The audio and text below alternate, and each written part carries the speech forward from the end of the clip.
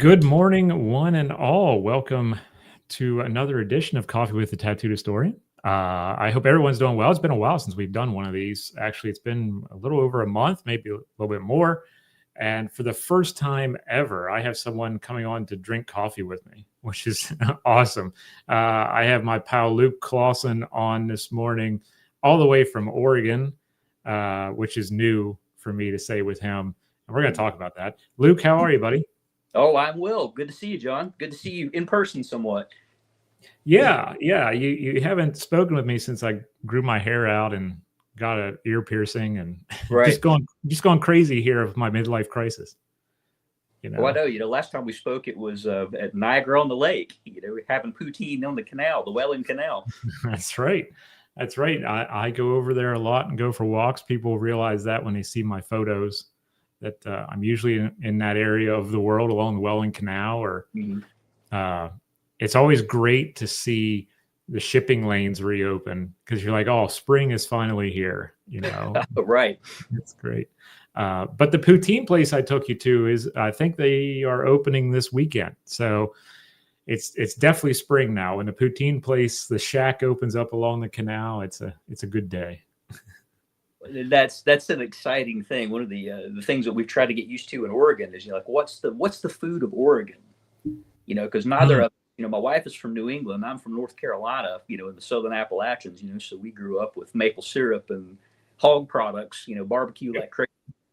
And all the coffee you can stand. So it's like, what's the thing out here? And it's Marionberry is a thing. I didn't realize that Marion is a form of blackberry. Because I kept seeing all this Marionberry stuff. I was like, what the heck is that? And it's like, go figure, that hazelnuts are a big thing out here. We are in the heart of the Willamette Valley, which is a big agricultural area. So, no matter where you go, you can't swing a cat and not hit 15 farms. I mean, it's crazy, and you can walk out our front door and look west and see the Cascades, and then look east and see the Cascades, which is really pretty. You can see the snow-capped mountains and everything out there. And but it's like a nice area for agriculture. I mean, so they just grow stuff like crazy out here. The farmers markets are absolutely incredible. I bet we have the same thing here. Our farmers markets are tremendous around here, but in this area of Ontario, you can't throw a rock without hitting a winery. So this is wine country around here. You remember that when we were driving through here when you visited. And my university has a wine major. You can come and learn how to work in the wineries and stuff like that. So yeah, it's a growing up in the Great Valley, in the upper part of it.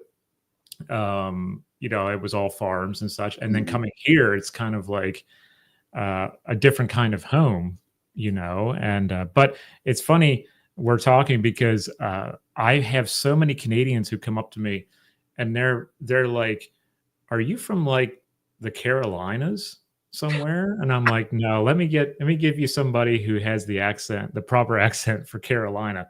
And they're like, well, where you sound Southern. And I'm like, it might be because I'm from the Great Valley, as we call it. And I'm down along the Appalachian Mountains. And, you get a lot of people coming up and down the valley for generations doing trade and marrying into families and all that. And I'm like, that's probably where some of this accent comes from for me. I don't sound like someone from Pittsburgh or Philadelphia. I'm right in the heart of Pennsylvania. And they think I'm like you. They think I'm from like the Carolinas. So, it's funny with North Carolina, there are 4 different accents in North Carolina. And people tell me I'm nuts whenever I moved to Delaware. People tell me I'm nuts whenever I would tell them that, and I'm like, no, really. It's like being from the Southern Appalachians. Whenever I go up through Virginia into Pennsylvania, I found that I talked more like people like you than I did some people in North Carolina. Growing up, we moved off the mountain and had to move down toward the Charlotte area, and it was kind of funny, because I didn't talk anything like anybody down there. They're all kind of looking at you like you're a foreigner. It's like, what? Who are you? Where are you from? It's like, I'm from North Carolina too. Come on now. Yeah.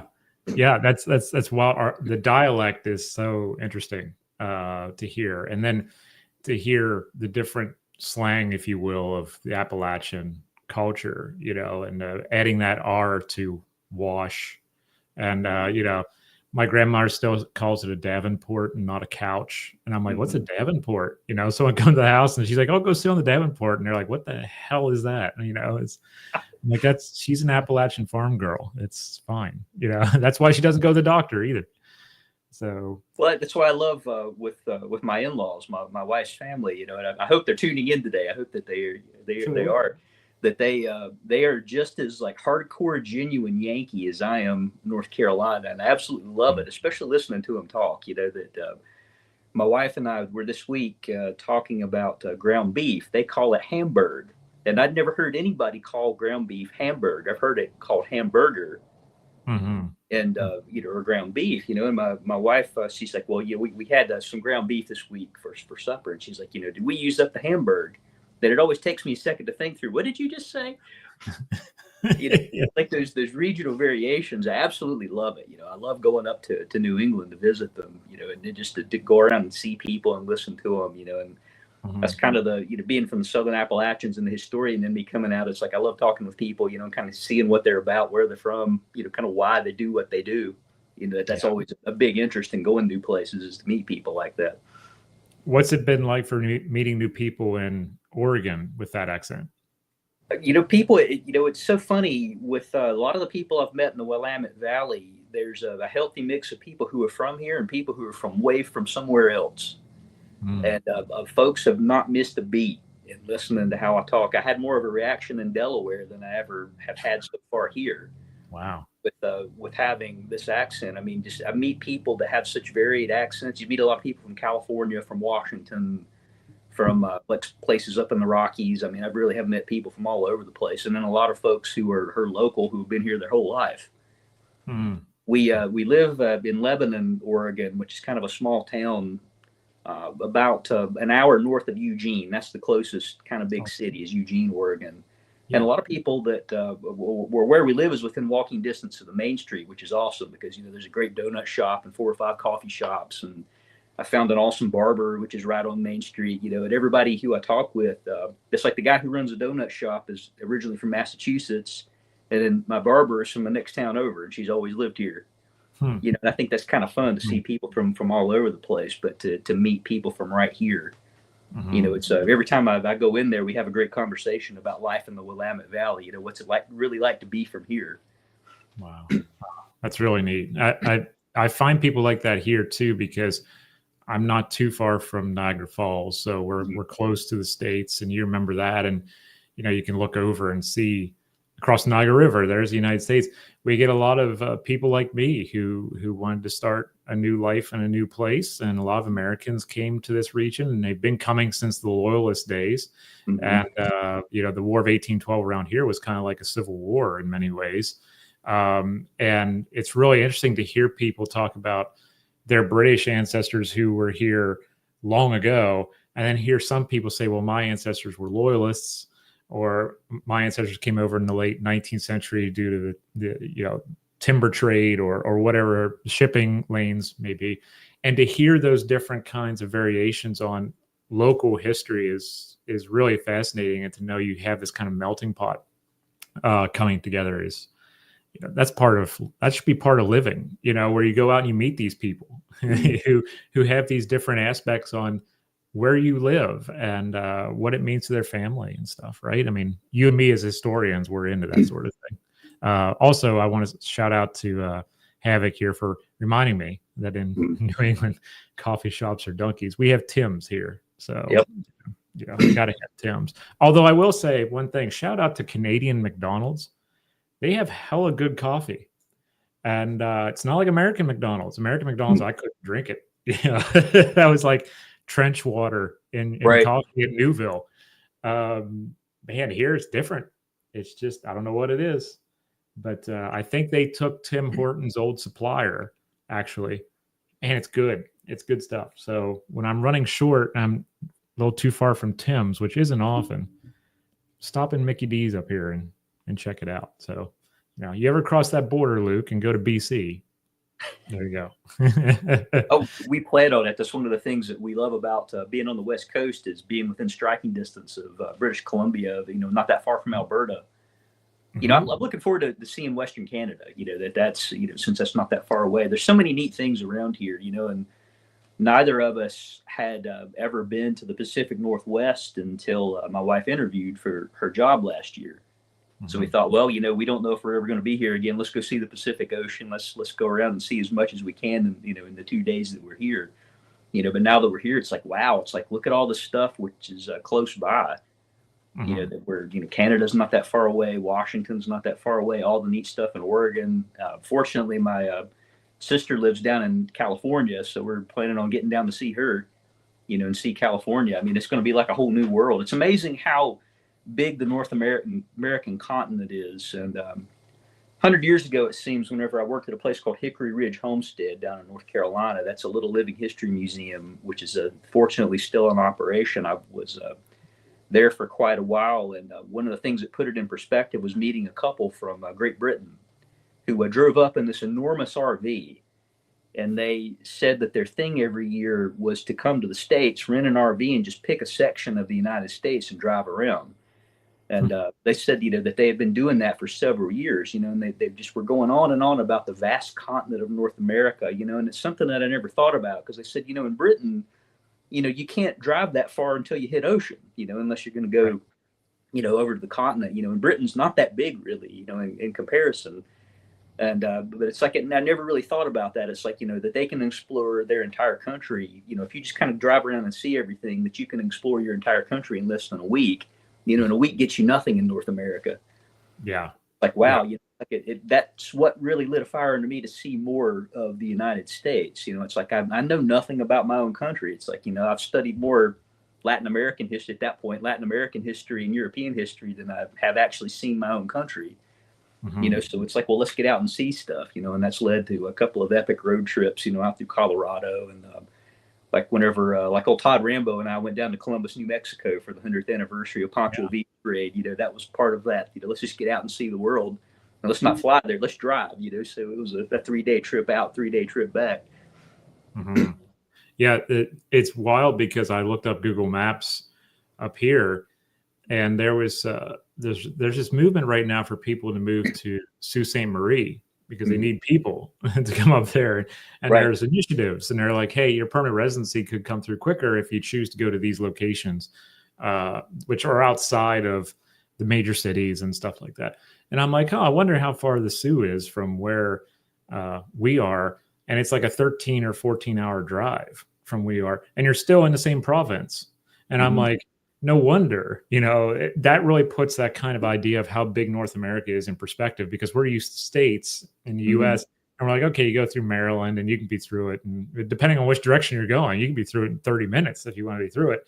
But you can be, out the other side of it in 2.5 hours.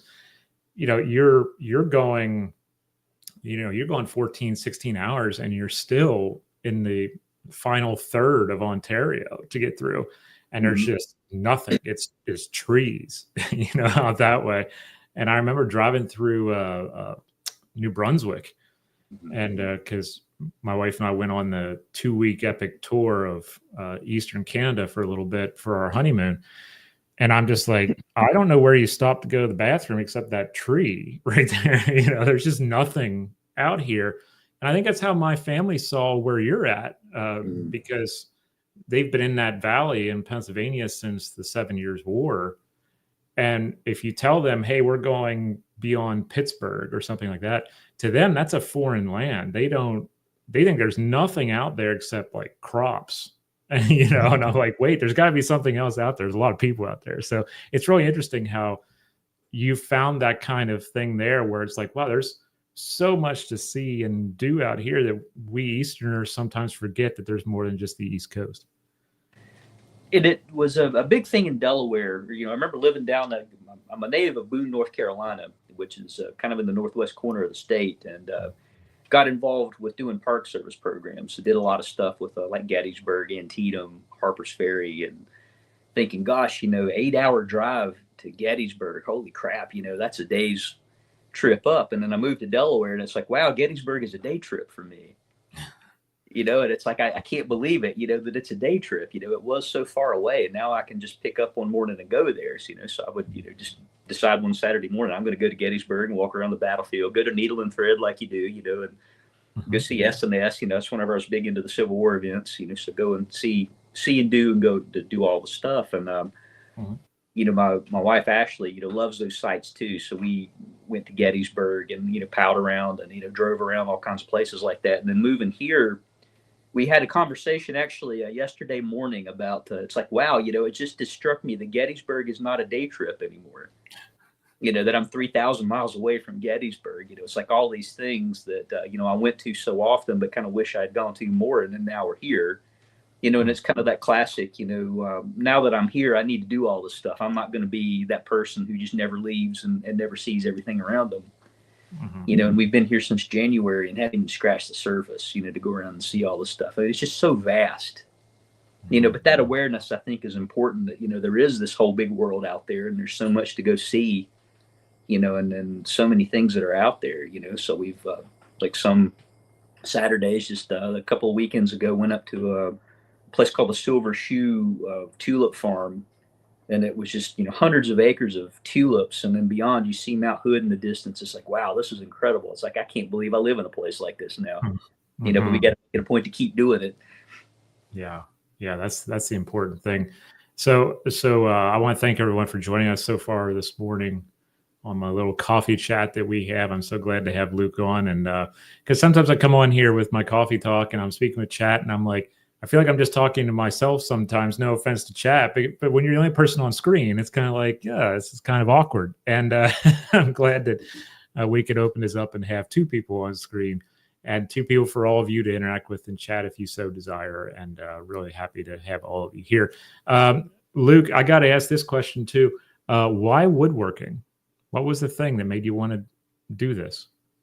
And that's a fantastic question. And I'm glad you asked.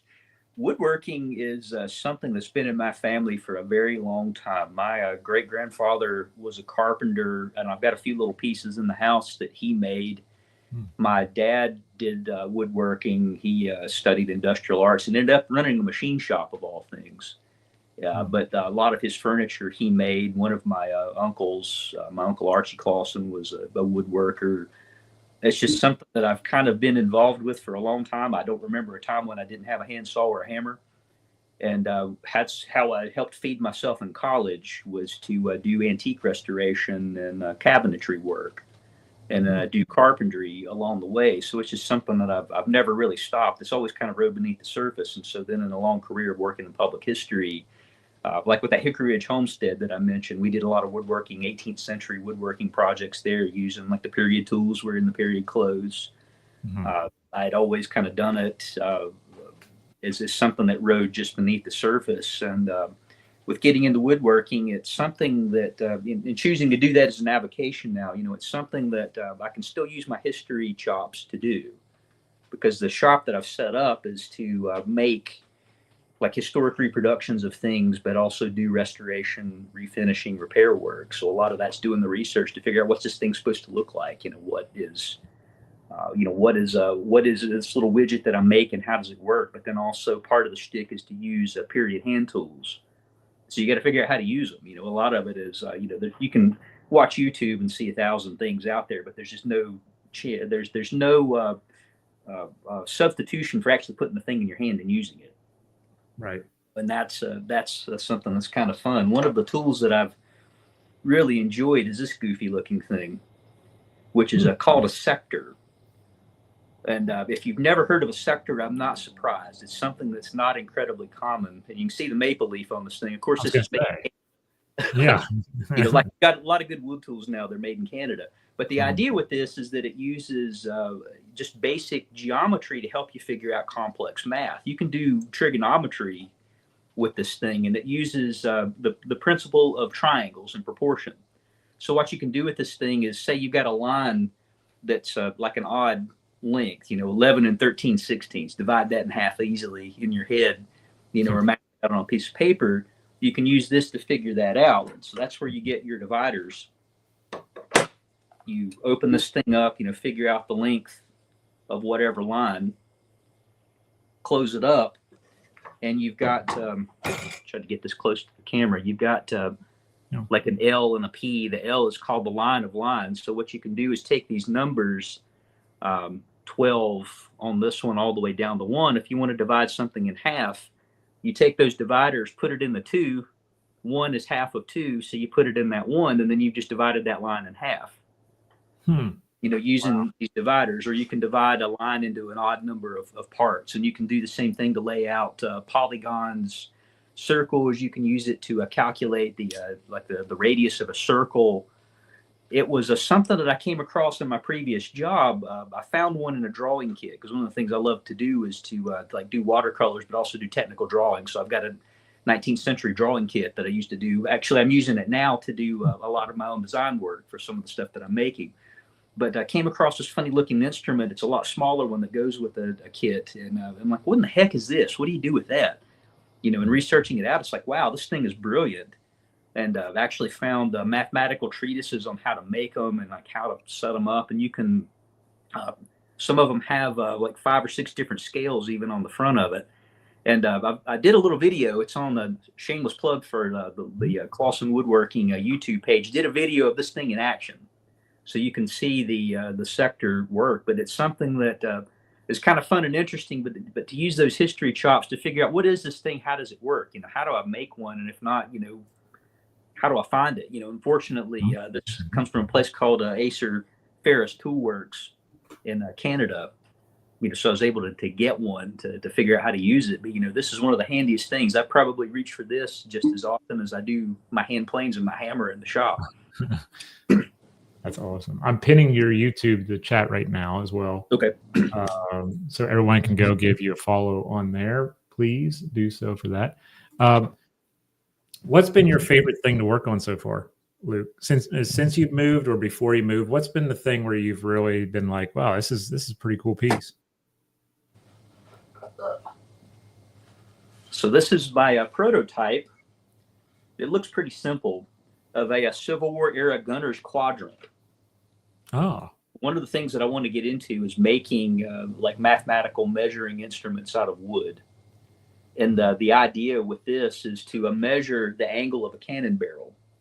Mm-hmm. So if you need to, this was before like the pendulum house sights and a lot of the fancy stuff that you see in the Civil War era, or like if you're using heavy artillery, which didn't have some of the fancy sights on the back, this is a way to measure the angle from 0 to 90 degrees.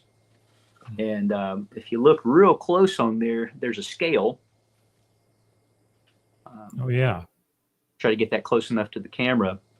So part of the fun with this is figuring out how to lay out and mark that scale on a piece of wood, but then put all the pieces together so that it's exactly 90 degrees. Everything is square, everything is exactly right. That way you could actually use this as a measuring tool. That I've seen a lot of them that are reproductions that are more props, and like whenever you get into the reenacting world, a lot of that stuff is props because you never use it for real. And what got me thinking about this was doing competitive cannon shooting with the North-South Skirmish Association.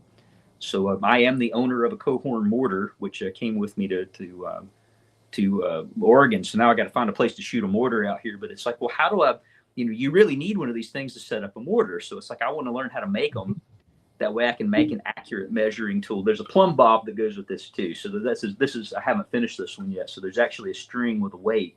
And that's how you measure that angle, is that string hangs down. Okay.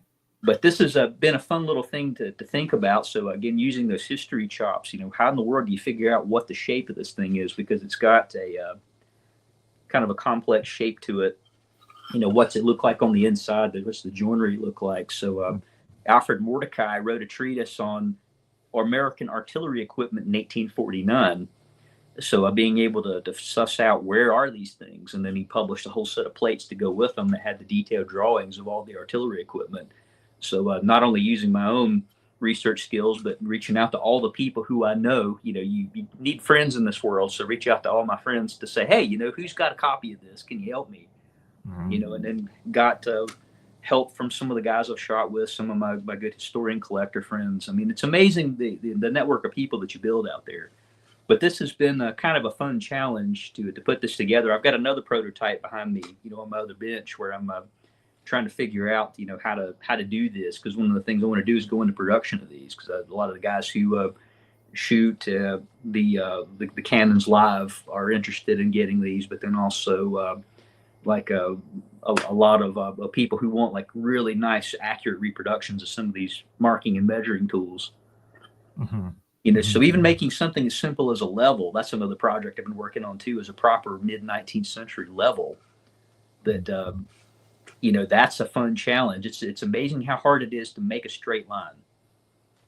That how do you do that? I mean, now you just pop it on a table saw, or use a computer numeric controlled machine. You just pop the piece of wood in and hit a few buttons and zap it out. Of course, it's not that easy. There's a lot to it, but how would you have done it in 1850? That's part of the fun for me, is that it's amazing how you learn to use your senses and use geometry in a sophisticated way. Like back to all that math you said you'd never use whenever you're in high school.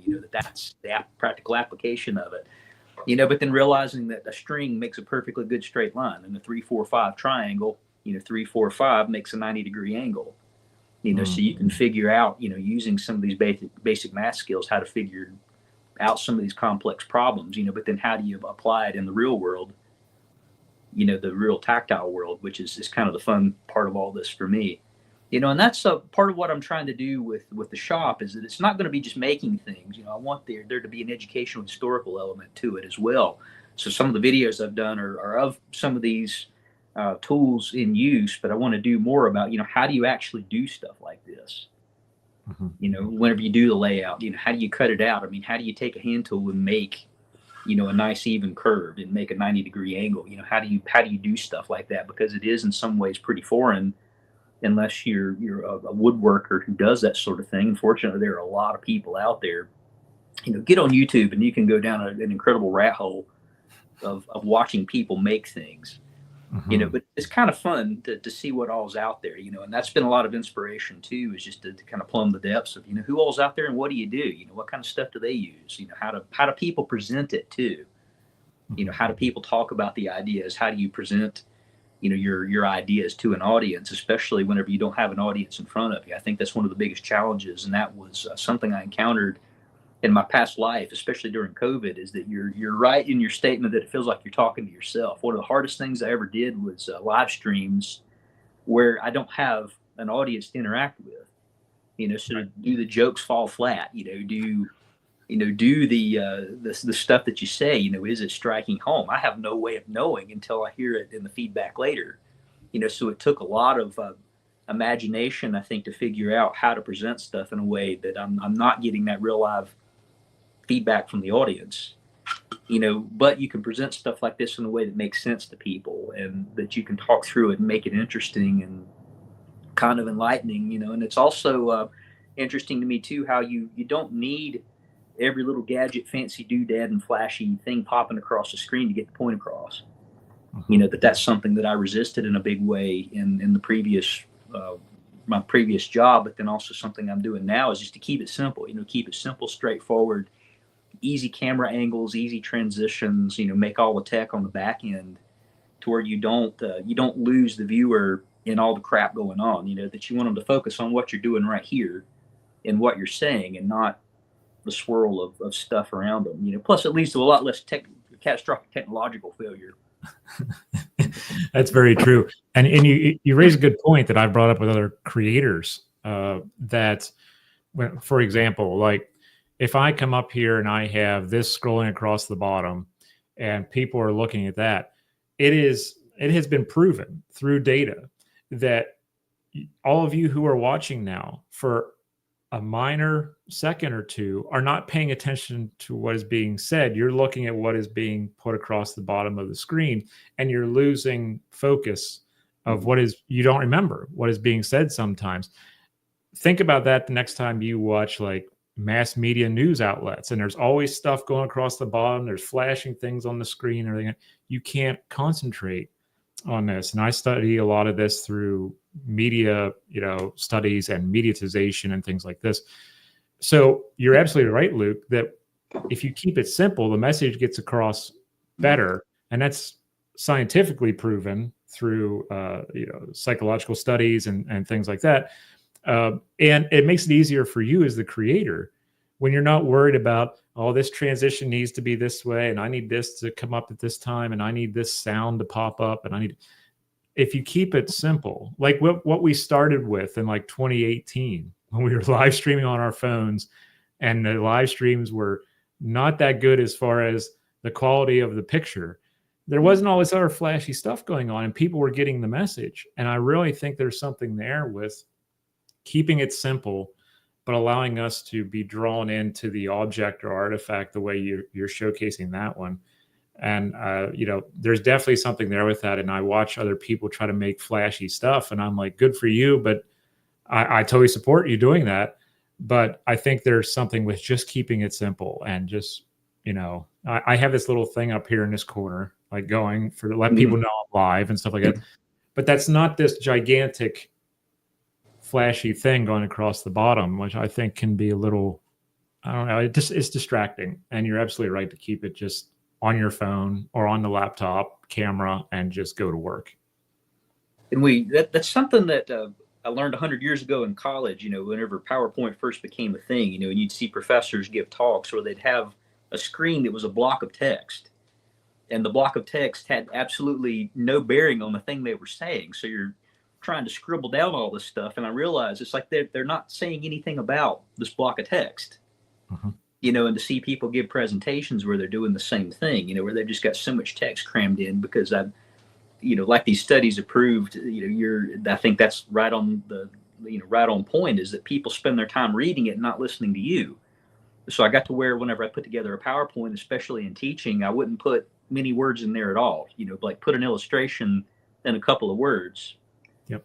And students would kind of flip out at first because they're like, what are you doing? I was like, I want you to listen to what I'm telling you. That's the more important part. It's like, I'm trying to, throw some knowledge your way, give you a little bit of understanding. It's like if I put a block of text up there, and I just told them outright, if I put a block of text up there, you're going to read it, aren't you? Yeah. I'm like, well, that's the point. Right. Listen to what I'm saying. This is to illustrate a point. This is a tool for me to use. This is not the end product. And that's how I tried to approach a lot of the stuff that I've done, particularly the videos. It's like, to make you focus on the thing that I'm doing and not any of the other stuff. My wife and I love watching hockey. Of course, we've been into the playoffs, and then we always kind of laugh at the little thing that goes across the bottom. There's always some kind of, we jokingly call it the bullshit statistics. Where they'll give you like all the betting statistics, or if this player gets a hat trick every time they put their right skate on, exactly this way and have chicken for breakfast. It's like, what a load of crap. That means nothing. It's like, but I want to watch the game. I don't want to see all this crap flashing around. Yep. It's so distracting, and it's everyone realizes it now with that. Boone, North Carolina is in the house. There we go. Brian Fannin, a good shout out to Brian Fannin. He was one of my partners in crime at Hickory Ridge Homestead, and had been a good friend for a long time, but also one of my woodworking pals that recently at the Hickory Ridge Homestead, the oldest house that's there, it's a group of log homes that were moved to the site in central Boone in the mid-1970s, kind of an architectural zoo. The oldest one is from like the 1770s, 1780s, and the youngest is a round log cabin from the WPA era for the people who built the Blue Ridge Parkway. But the oldest house, the Tatum house, Brian Fannin and another guy named Corey Joe Stewart, and I re-roofed that somewhere back around 2003.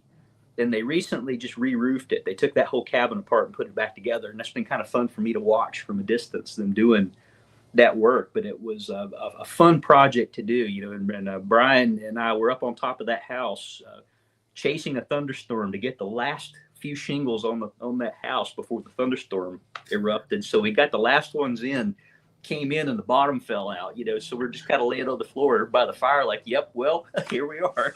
Yeah, that's amazing.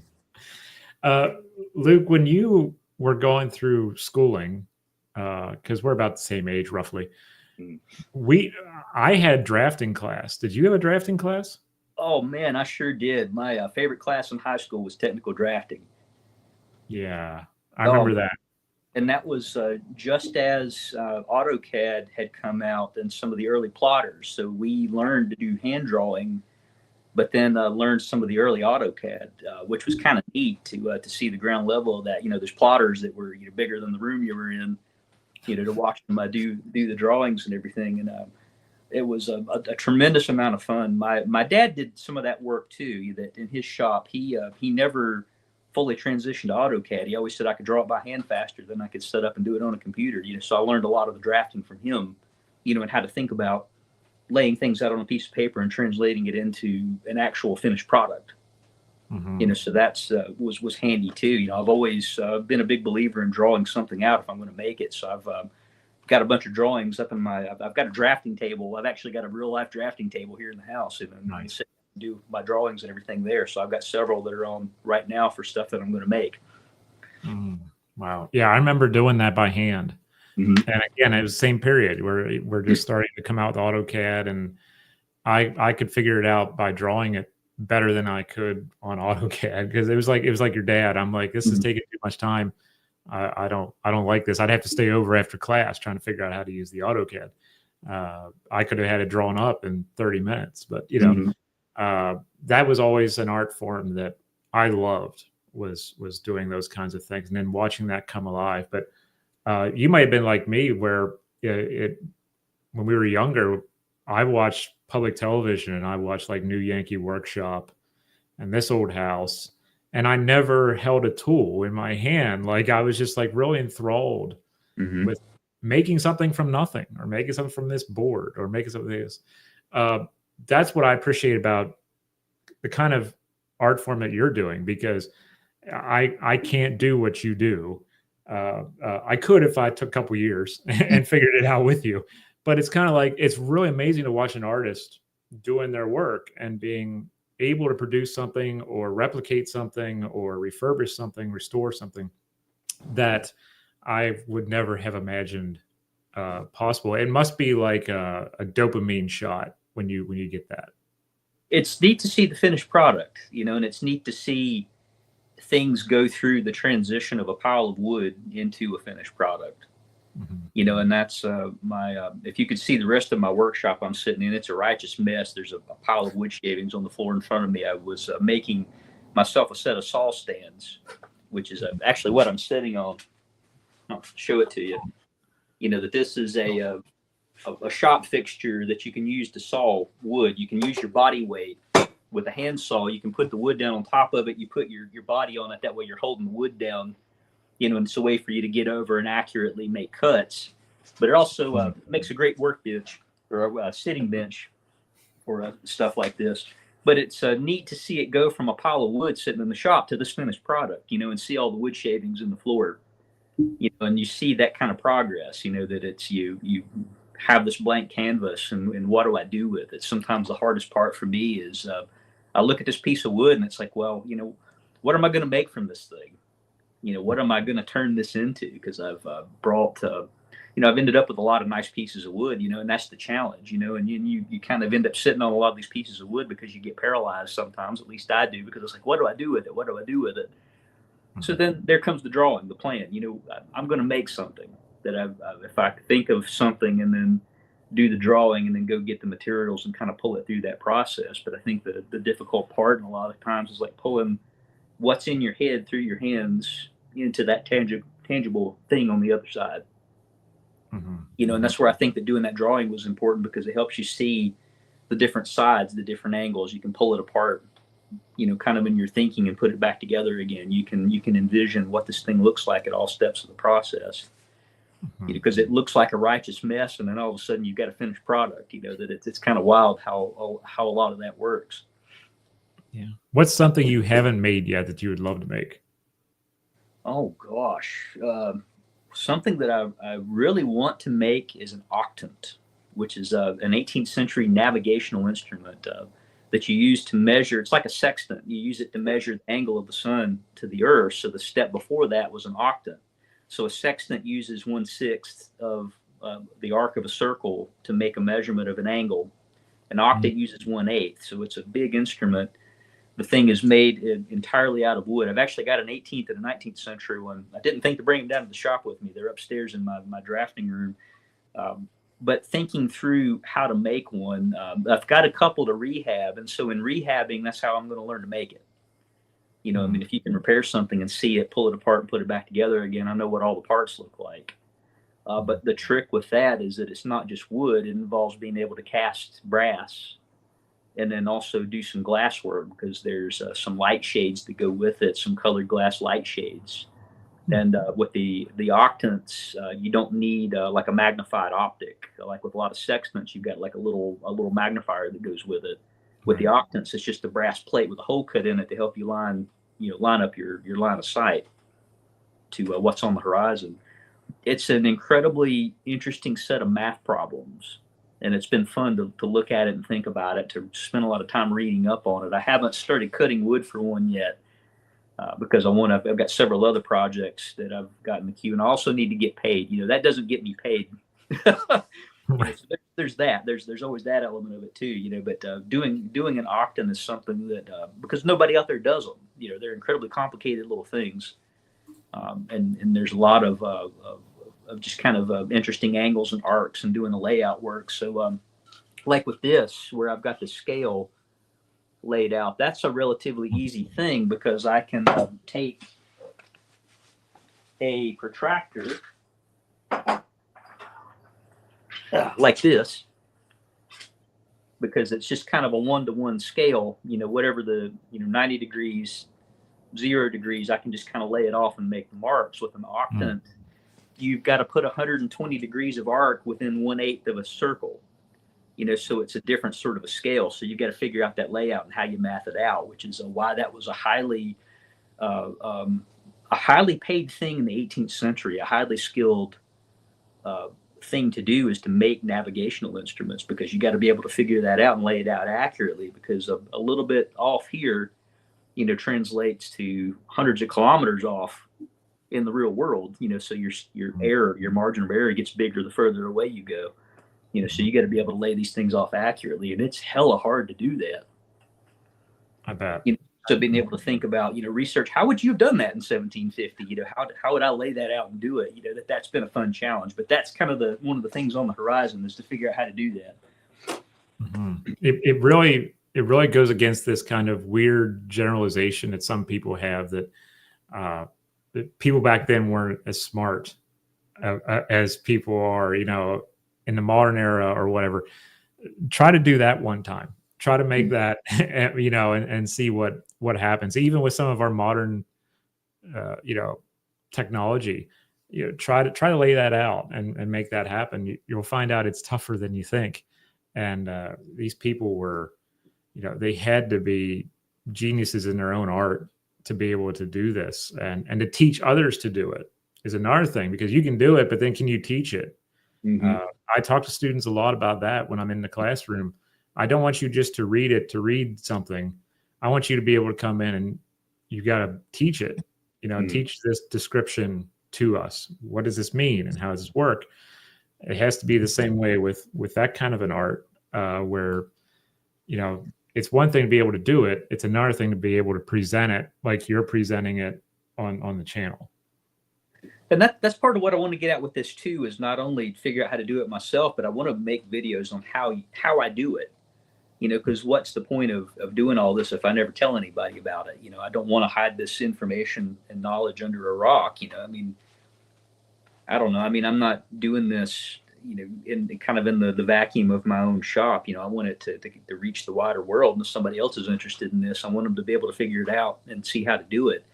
It's like in researching out how to make an octant. There are people who make them, using CNC machines. And, one of the things that kind of made me laugh is, I'm trying to figure out how to lay out the scale. The guy says, well, you go into Photoshop, and you spread this thing out, and then you print it, and then you just glue it to this. And I'm like, oh, no, that's not what I want to do here. That's not how this works.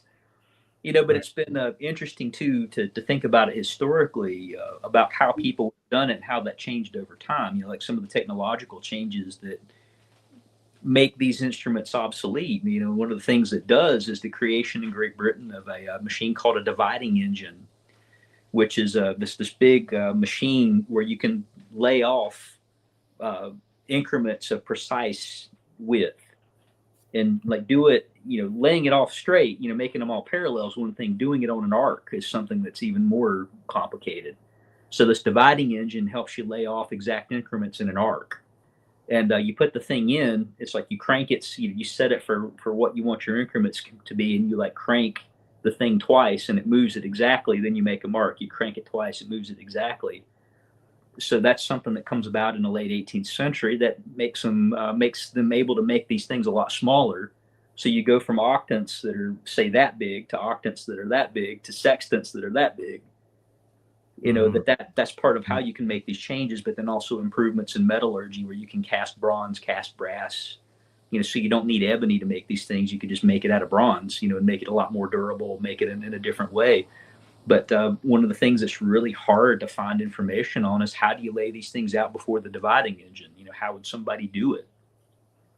Because you got to be able to figure out how you divide up, a circle into so many increments and do it in an even way. I mean, it's not as easy as you think, especially and once you figure out how to do it, then you got to mark it. What do you mark it with? What tool do you use to make the cut into a piece of wood, or say a piece of ivory or bone or whatever you're doing as your scale? That's not as easy as you would think either. But a lot of corollary research. So I've gone down the rat holes of engraving, gone down the rat holes of complex math, geometry. It's kind of fun what all you pull together to do stuff like this. I was a C student in geometry, so that wouldn't work for me. But the only like science math I was good at was physics. That might be the old artilleryman in me shooting cannonballs downrange or something. But I can understand physics and do that well in the angles and stuff. Can you see this kind of effort that you're doing, especially when you get it up and running full time and really going, full speed ahead with it? Can you see it being utilized as like in a classroom environment where you're saying, hey, you might be using this CNC machine, you might be using this 3D printer, but let's talk about the great grandfather of this kind of movement. Do you see it almost as like us going back to our living history days kind of thing, where you're setting up a display or you're talking to kids about this and letting them know where this stuff originates from? Yes, absolutely. And a concrete example of this was a time I got to guest lecture at the U.S. Naval Academy. And a friend of mine was a postdoc there and would have me come pinch hit for him on the Spanish-American War because of all the work I did with the cruiser Olympia and all. And once he realized that I had period rangefinders, he's like, hey, would you mind bringing the rangefinders and showing the middies how they work? So I set up on the bank of the Severn River, looking out at one of the bridges over the Severn, and said, okay, so range finding. If you're going to shoot something, you need to know how far away it is. How do you figure that out? So I had a sextant and showed them how you can do it with a sextant, but you have to have a trig table to figure all that out. And I was like, okay, so here's the next step. Here's a machine invented in the 1890s to help you figure out the distance from you to the target. And you're going to use it. And it's great because this was before the middies they were essentially freshmen. It's before they got to their practical navigation courses. So a lot of them hadn't handled any of the navigational equipment. So the instrument that I was using is called a stadimeter, invented by a guy named Bradley Fisk, a U.S. naval officer trying to figure out some of these complex problems. So he came up with better optics for naval gunnery, but then also a lot of electric machinery, like an electric machine to figure out how quick your screw's turning on your ship. That way you can adjust your speed, or an indicator for your rudder. That way you can tell where the rudder is. He came up with a lot of these inventions, but the stadimeter was pretty neat. And the first practical use of that in combat was the Battle of Manila Bay on May 1st, 1898.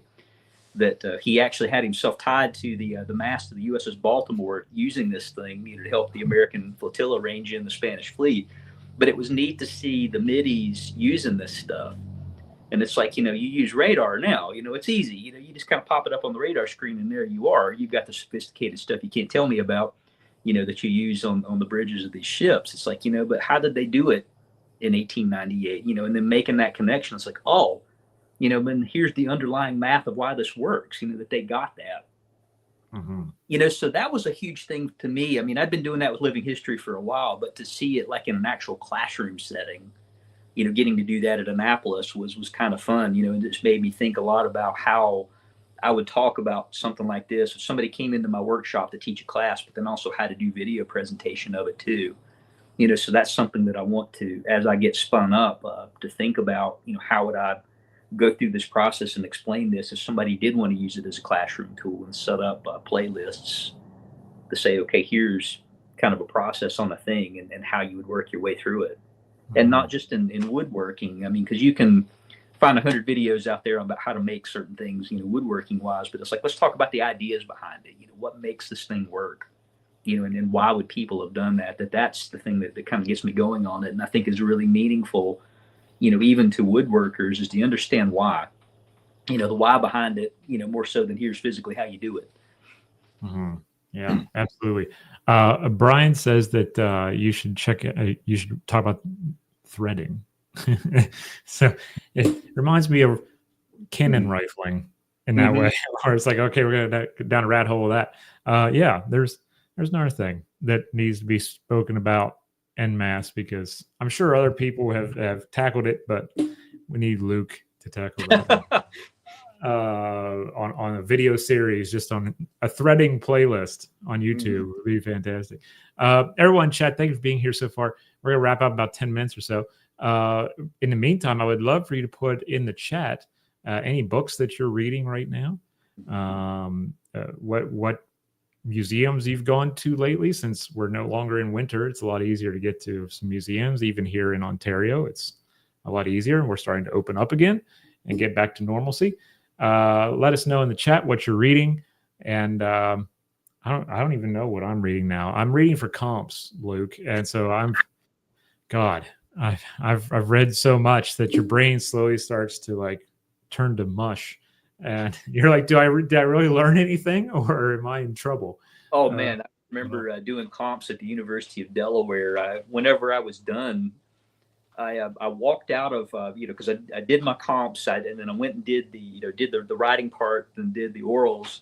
I walked home, I brewed a pot of coffee and sat in this chair and just stared at the wall for like 2 hours. It was like I felt like I had just been had run the gamut, and it's like I didn't want to read anything for a month, and whenever I did, I read fiction. I made it a point to spend a lot of time reading fiction, and not historical stuff.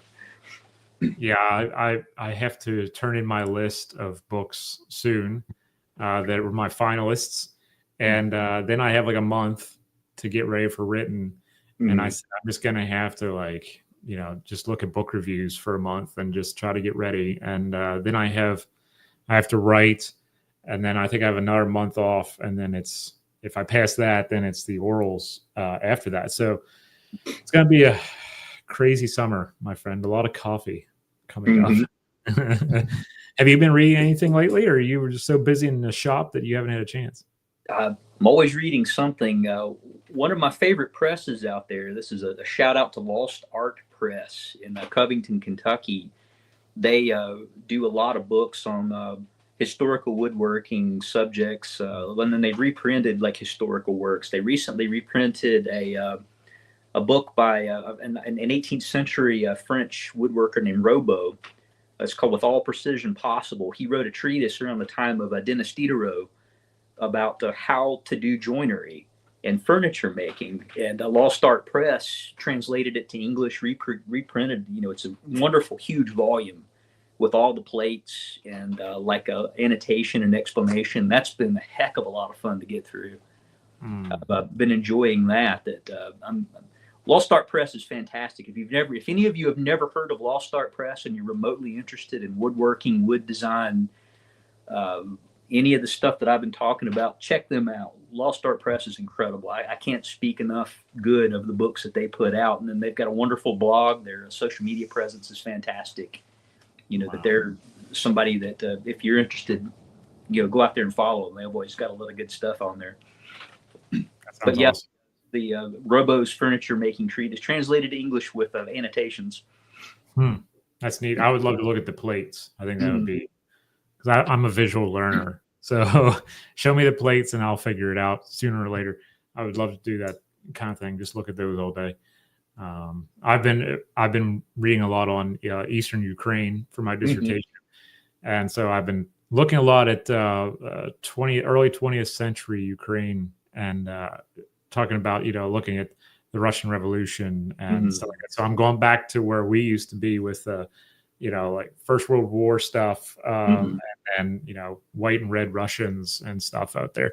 So I've been looking at that and reading some more on that, because I just got to get ready because after comps I'm diving right into writing, and it's good to get that background information and to be able to connect that with some newer stuff. But for anyone who doesn't know yet, I'm also going to be starting a new podcast later this year, based on my what basically the overall entity of what I study, which is our interactions on the digital sense, and digital war and digital identity and stuff like that. So I'm starting a new podcast later this year. Yes, I'm going to have 2 podcasts now, which is going to keep me even more busy. But it's the Interface Reflection, and I'm hoping to have a lot of people come on and discuss some things involving AI and ethics and digital war, as I stated, participatory warfare. I'll let you know what all that is once we get there. But it's going to be interesting because we're all looking at our interfaces in front of us. We're interacting with them. What does that mean for us? Because I don't study coding. I study the humanist perspective of this stuff. How does it impact us? What could it mean for the future? So keep that in mind as well, that I'm trying to get that up and running. So I'm a busy guy coming up here. Marcia, Under the Banner of Heaven, reading that right now. Nice. Anyone else have any books they want to recommend while we're here? But a quick shout out to Marcia. Yeah. Thank you for tuning in. One of my former coworkers in Delaware, and someone who's been a big supporter of my wife's work and mine. And I'm awfully glad that you tuned in with us this morning, Marcia. Thanks for coming out. Yes, thank you for being here, Marcia. Thank you, everyone, for being here. Brian, it's good to see you in the chat. Havoc, Barbara. We've had quite a few people hop in and say hello. Thank you for doing that. Hopefully we get you, everyone in chat. Remember, pinned post above is Clawson Woodworking. I see a couple of you have picked up a subscription there. Thank you for that while we've been live. I see in that last video you posted 2 days ago, you have that hand drill laying there. And that's how I learned all about drills. Was my grandfather had a bunch of them, and he would show me how to use it. Yeah. And man, I use those things all the time as a kid because I was just fascinated with that mechanical nature of something that could do something like that. And it was so simple looking, but a lot of thought went into them. And I love this one. It's a Miller's Falls from probably the early 20th century. And I love that it's a ratcheting, so you can go one way like the ratchet. Oh, that's cool. In the center, go both ways, and then go the other way. So this is a lot of fun to use for not only just drilling holes, but like driving screws. This is you can drive screws a lot more accurately with this than you can a power drill in some instances. Wow. So I use out of this thing. This is also one of my most used tools here in the shop. Yeah, that'd be really good for driving screws home. I mean, the amount of pressure you can put on that compared to just a little screwdriver, obviously.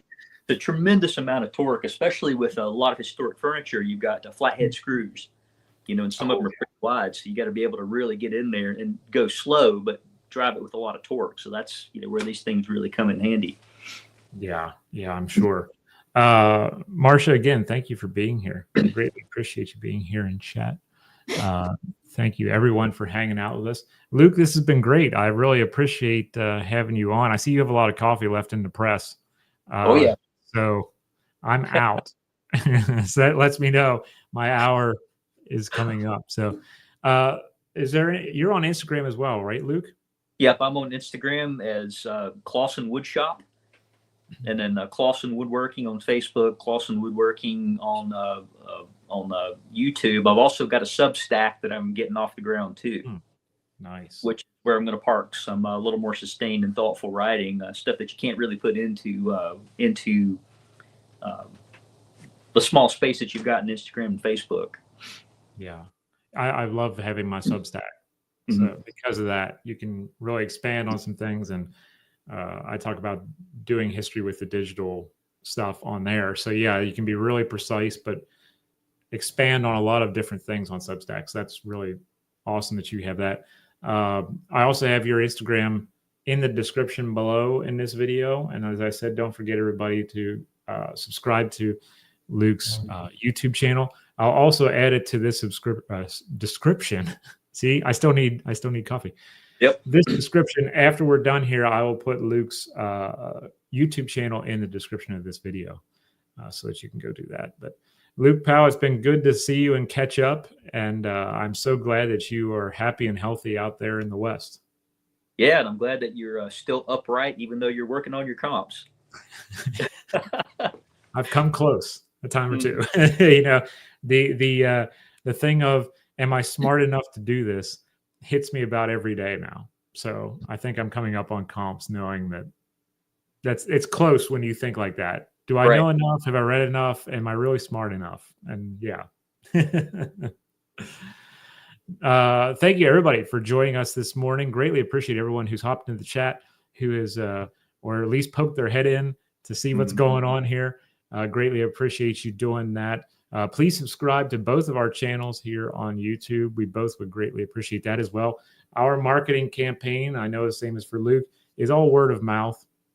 We want you to send this along to your friends and share it out. And you know who would like this kind of thing. You know who would like Luke's kind of thing. Please make sure you share it out with those people, because we need more good quality content in our streams right now instead of a bunch of noise. And we're trying to give you just that, not the noise, the good quality content. So thank you again, Luke, for being on. I appreciate it, pal. Yeah, thanks, John. It's good to see you. Good to see you. Take care, everybody in chat. Thank you again for being here. Keep reading, everybody.